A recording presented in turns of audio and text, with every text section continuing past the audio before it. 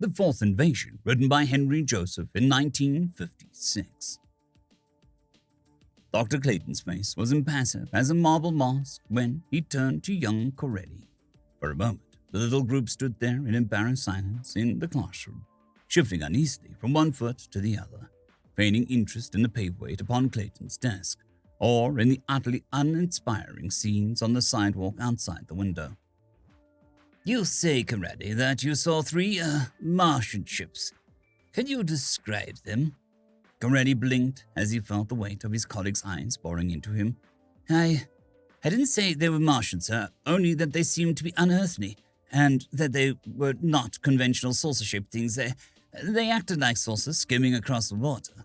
That's what made me think they were genuine, and they didn't seem to be going fast enough, so I expected to hear a roar like a jet plane. It struck me that this might not be the way they fly, naturally, but the way they might fly when pilots were having trouble adjusting the controls to a heavier atmosphere than they were used to. Clayton tapped the tabletop with his fingers. What about you, Marty? Did you see 3 ships? Big Gene Marty, football star, was the least nervous.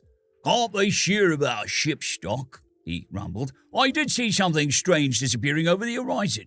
They might have been what Tony says, but whatever it is, there were 3 of them. But I saw something else, because I was looking in another direction. What I saw first was a couple of funny-looking shapes floating down near the ground. Didn't look like parachutes, but yet they seemed big enough to be a man, or at least a small man. Interesting. All right. What about the rest of you? How many saw the ships? A chorus answered him. I see, Clayton mused. You all agree on the behavior, and you all think there were 3, not 4, not 2, 3. It was agreed. Clayton rustled a pile of newspapers. The reports in here vary. I learn with amazement that you gentlemen seem to have miscompleted the spurts of flame issued from the alien ship's flame, which is reported to have set a house on fire, and no one seems to have noticed that the invaders, in descending, glided on huge black wings. Corelli blushed a fiery crimson. Dr. Clayton, he reported, we aren't making these things up for popular consumption. We're just telling you what we actually saw. That is, what we saw looked like to us. Clayton nodded. Yeah, of course. This is all people we're doing back in 1938 when Martians landed in New Jersey. At the time, Orson Welles presented a radio version of H.G. Wells' War of the Worlds.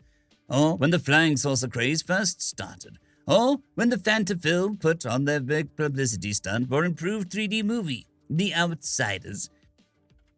And people saw the aliens over Broadway and heard them address the populace in weird booming tones. Gentlemen, I am not pleased to find students of this university engaging in such unwanted extracurricular activity as inventing interplanetary scares. I don't think Washington will be amused either. Coretti clicked his heels. Sir, he stated with dignified tones, I resent these implications. I assume they have been directed at me. At no time have I talked about this to reporters or in any way engaged in what you accuse me of. If you want my resignation from the school, you may have it. Really? You think that an air of dignified innocence will undo the damage done? I am well aware of your experiments with the Y-wave, gentlemen, and it was on the Y-wave that the message came. You may be interested to know that a number of lives lost, the property damages, and the business losses due to that panic have not been fully determined, but it made the hysteria following the Fantafilm hoax very small potatoes in comparison. You may withdraw now, gentlemen. This affair will be discussed at greater length later, regardless of what the FBI decides. I hoped that the main culprit would try to save unwitting accomplices from a measure of grief. That is all. The 7 students left Dr. Clayton's office in record time.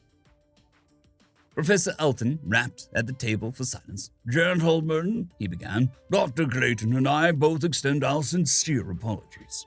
He smiled wanly.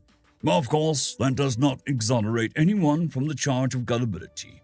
But Harley Gale's confession has been fully confirmed by the FBI, and you and this university have been cleared. The public knows now that your testimony helped lead to the facts of this case.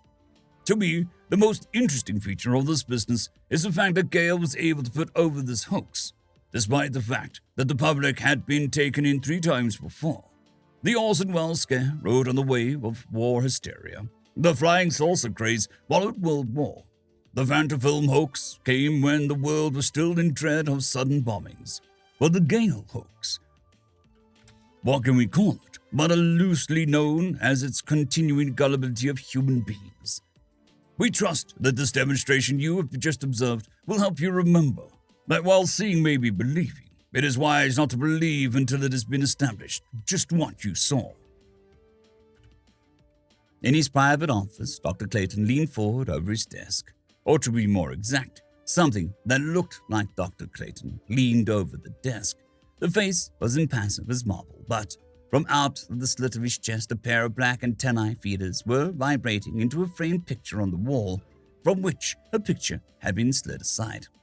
Landing safely effected. Brief panic when several terrestrials sighted ships. All clear now. Full report containing details on latest successful persuasion of the Earthlings that Martians or other aliens are imaginary will follow. From the speaker beneath the desk came the sounds of gasps, heavy breathing, then shuffling footsteps. Clayton pushed the picture back into place, then took off the skin-painted vest he wore. With the flat box on its inside, he snapped the switch on the side of his desk. There, now they can't hear. If any are still hanging around. Professor Alton looked at him bewilderingly. I don't get it. After all the risk we went to convince the public that there ain't no ghosts, as the old saying goes, you arrange to have students hear you going into a report home planet act, and you use a code they all know. What's the point in undoing it? Clayton nodded. It looks somewhat wild, doesn't it? Well, the psychology team was sure of the necessity. You see, more and more humans remain unconvinced each time one of these hoaxes are exposed. The unconvinced are sure that something fiendish is going on beneath the surface, that the authorities, all kinds from civil to scientific, are engaged in a vast cover-up. We can't prevent this belief. We don't know how to keep it from spreading. So, the alternative is to direct it. Alton nodded slowly. I can appreciate along that line, but just what kind of direction was this supposed to bring about? Now, obviously, if a large-scale invasion from Mars is imminent, and this is the belief that there is all catering to, then it follows that the invasion hasn't already taken place. The 2 of us and Harvey Gale will disappear shortly in one way or another, and gradually public cries for effective planetary defense will mount. You know who will direct that defense? End of story. I'd quickly like to thank the T5 peeps: Cold War Boomerwaffen, Severin Cerberus, Bushmaster 177, Henry the Red, Caspar Arnholtz, Cold War Boomerwaffen, Elijah Silvercross, Dragzoon WRE, and Severin Cerberus. Thank you very much.